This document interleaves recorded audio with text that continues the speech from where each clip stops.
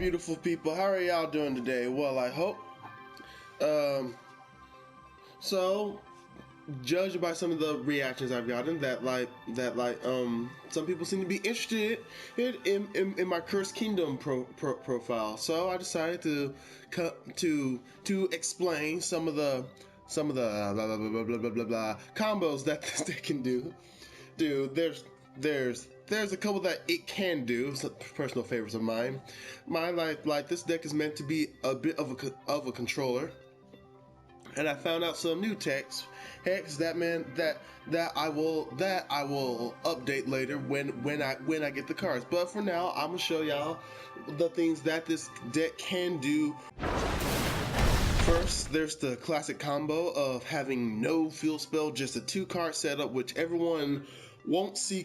Most people don't see it coming at first. I mean, like, it's basic, you know, like they think that you have Mirror Force or something, blah blah blah blah blah, whatever. But this is a great opening turn play, and it can be done with either Vampire Lady or Vampire Sorcerer. Pretty much like you have them out, you can set up some back row, whatever back row, like you can have some bluffs here, you know, like they're just nothing, but you know, like just have some bluffs. But when your opponent attacks into your weak monster, you then flip the vampire takeover, which sets up well because it then, like, you may get them in field spell out, your monster gets more powerful, and pretty much with Vampire Lady, she's 2050. You know, there's like there are a few plays where not few plays actually, like there are lots of plays, but your basic monster, summon and attack is only gonna have around 19 to 18 to 17, more than 15, but not more than 2000, unless your opponent just goes into all these combos. And that's just one play right there. Here, it's just a surprise kingdom, as I like to say, because they don't see it coming. So like one card you love to be in your graveyard is Mizuki. You want Mizuki in the graveyard, and you also would like Sorcerer in like the graveyard, because when you have a powerful hand, a too powerful hand, say you have Vamp on the field, actually, like, you don't have her in the field, you have her in your hand. If your opponent has a really powerful monster, here's the best thing to do. You banish Sorcerer from your graveyard. You can normal summon Vamp, and Vamp steals their most powerful monster, or whatever monster you make and get. Sorcerer pays the way for Vamp. But I like to send Vamp away with Vampire Kingdom sometimes, not all the time, but sometimes. That means when Vamp's in the graveyard, I like to banish the Mizuki to special summon Vamp, then special summon either Lady or anyone, or you can banish Sorcerer as well. Get out another powerful vampire like Grace or Shadow, who can also get Duke from the graveyard or summon Duke. Pretty much like it's like a special combo feast. It's like a combo feast. A feast of blood. Actually, like that. Actually, like that'd be a good name for it. Pretty much like have these two in the graveyard. You banish them both. Special summon Vamp. You normal summon Shadow, who special summons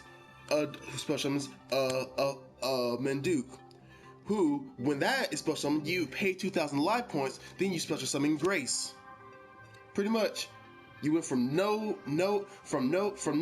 to 4 monsters. You may pay 2,000, but you get to steal a monster. You get to send one card from their deck to the graveyard, and then after the chain resolve, you send another one with her. Now due to Shadow's effect, only he'll be able to like attack, which I don't think he summons him in defense mode. Don't believe he's no. He summons people in defense mode. He summons them. He special summons them just normal. So only he'll be able to attack, but you'll still be able to pop cards on the field. You would have stolen a monster. So as long as the monster is targetable, she just got so much beefier. She be working out. But you just go to all this, and all you needed was pretty much these 4 cards in your graveyard. You banish these 2, special summon her, normal summon him. Actually, so pretty much you need. Actually, I misspoke. These 5, if these 5 are in your graveyard, which is pretty easy with Kingdom, you mill cards, or not mill, but you put them into the graveyard. This in your hand, Shadow in your hand. These 5 in your graveyard. You have nothing on your field except for the Kingdom. Well, you don't even need Kingdom on the field, but it is for the most optimal play. You just banish these 2. Do you get her out? Normal summon him. You get the steal. Special summon him, which special summons her. Actually, you make a special summon her off of her. So either way, because she can be special summoned as long as a dark monster, I believe. You can special summon her as long. Where is it? Special summon this card when a level 5 or higher vampire monster, either of these 2, is special summoned to your field by the effect of a zombie monster. This and this. You pay 2,000, special summon her out. So pretty much, these 6 cards in your graveyard can pretty much populate your field. You can exceed. You can do whatever you want. You can go into any dark level 5, which I'm getting another one, the Keeper of Armageddon, so I can pop monsters on the field. See, like that's even more combos right there. And also get Master Key Beetle. I will add Master Key Beetle because to keep not only this up, but to keep the one of the other stars cards in my deck. This Great Usurper, or maybe even Pump Princess. You know, these 3 cards, they really set up. They pretty much tell your opponent, no, don't play Yu-Gi-Oh! Keep her on as long as possible, and guess what? Your opponent's monsters will never be strong enough to get over anything you get out. Because they will constantly be losing life points. I mean, your monsters have life points. I actually played the game where they did. But yeah. So that's the Feast of Blood combo right there. Gravekeeper Servant is just so awesome in this deck. I just love it. Have pretty much Gravekeeper Servant along with Vampire Kingdom supplement any normal vampire combos and boosts it up exponentially. I said that wrong. Anyway, but pretty much you can have nothing on your field, just these 2 cards. Your opponent has, well, it doesn't have to. If your opponent cannot get this off, which like I said, Master Key Beetle for the win.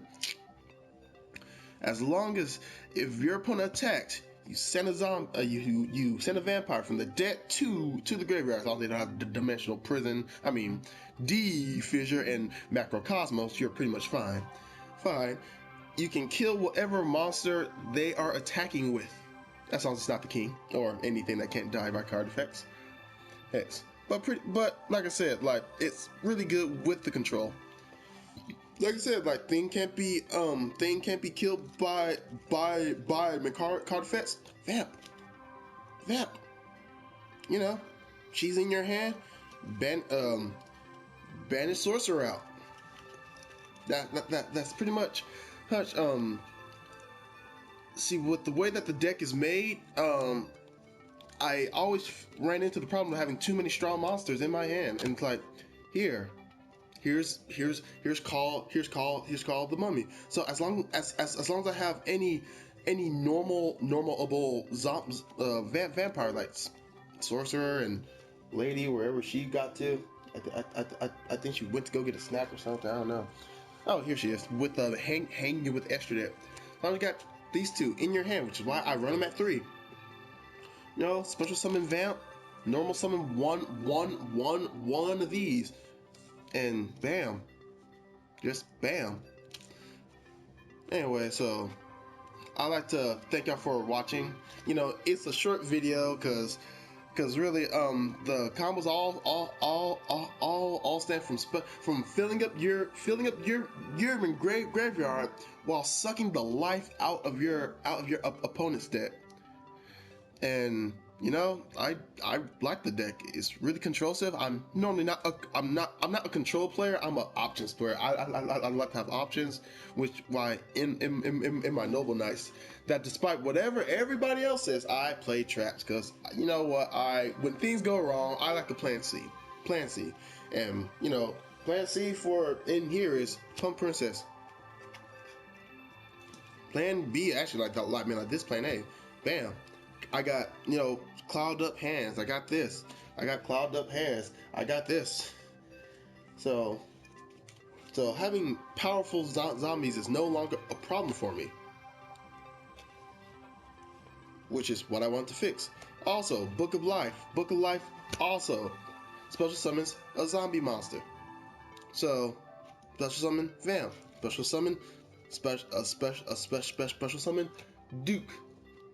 You special summon the Maduke or the Grace, you know. Special summon the Vamp, then normal summon. So I don't like to empty out my hand. Sometimes it's necessary to push for the win. But I'm gonna do some more testing when I go to like the college after this video. I'm sorry it took so long, but you know, like. The vampire deck is short, sweet. I only run like six traps. There's only 2 different kinds. The one that if they target, you know, you can negate it and everything. Ah, dang, got this hole in my pants right here.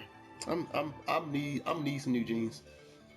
But besides that, if you have any more questions, I will answer them in another video.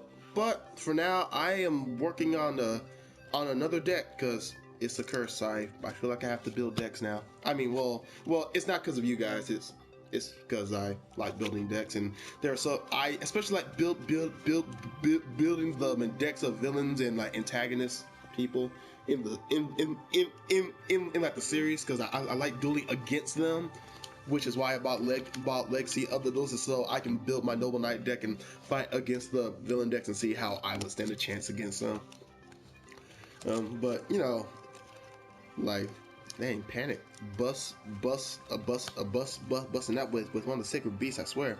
Anyway, but the next deck list I'm building is gonna be battling boxers, because inspired from my dad. He's not a boxer, but you know, like he's always watching boxing or football or sports in general, and I might build UAs as well eventually. But next is battling boxers, the chaos boxers, as I'm gonna call them.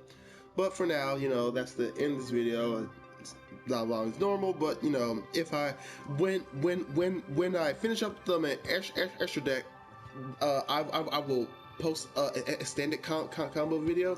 But you know, like this but this is the basic power of like the deck. To special summon, normal summon, get more stuff out. I mean, Pyramid Turtle's way is just to special summon more monsters out your deck. You know, she gives you your 4500 beat stick and the negation. Then again, I don't like the negation because it puts him in defense mode. I don't know why. I guess they didn't want him to be too good, but dang, he's hard enough to bring out as it is. Honestly, I don't know how anybody brought him out, because he needs 2 level 8 darks, and that's hard enough to get out. before she came out. But you know, like you know, so one thing I would love to have Master Key Beetle and Shark Fortress, but that's for the extended video. So until then, everybody, au revoir. I'm not French, well, I kind of am. No, I'm not French, I'm kind of Spanish too. I need to find my heresy, because I have too much in me. Anyway, this was the Noble Squire coming out with my first ever combo video. I will make an